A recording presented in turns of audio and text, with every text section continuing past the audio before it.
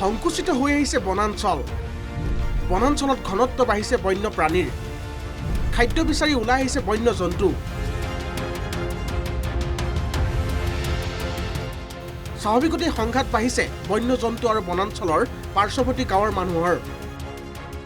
কলিয়াপুৰত এতিয়াও শেষ হোৱা নাই ঢেকীয়াপতীয়া বাঘৰ আতংক কলিয়াপুৰত নৰখাদকত পৰিণত হৈছে বাঘৰ সমান্তৰালকৈ ৰাজ্যত এইবাৰ এশিঙীয়া গড়ৰ সন্ত্ৰাস জাগিৰোডৰ কাকৰজলাহত গড়ৰ আক্ৰমণত আহত এজন লোক আহত জয়নাল আলী জাগিৰোডৰ মহাত্মা গান্ধী আদৰ্শ চিকিৎসালয়ত চিকিৎসাধীন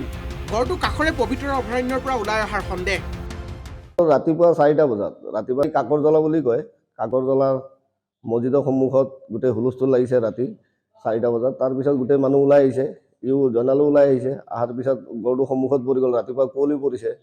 সন্মুখত পৰাৰ লগে লগে গড়টো একদম খুন্দিয়াই পেলাই দিলে তাৰপিছত গছকি দিয়াৰ পিছত আঁঠুত কষ্ট পাইছে ঠাইত কষ্ট পাইছে হাতত কষ্ট পাইছে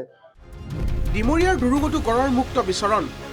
মঙলবাৰে পুৱাই বৰাপাহাৰ পথাৰত গড়টো দেখি আতংকিত হৈ পৰে গঞা গড়টোৱে কলং লৈ পাৰ হৈ পবিতৰাৰ পৰা ওলাই অহাৰ সন্দেহ স্থানীয় লোকসকলৰ গড়টোক খেদি পঠিয়াবলৈ পুৱাই বন বিভাগক খবৰ দিয়ে গঞাই কিন্তু আমাৰ সাংবাদিকে বাতৰি প্ৰেৰণ কৰা পৰ্যন্ত গড়ৰ বিচৰণথলীৰ আশে-পাশে উপস্থিত হোৱা নাই বন বিভাগৰ লোক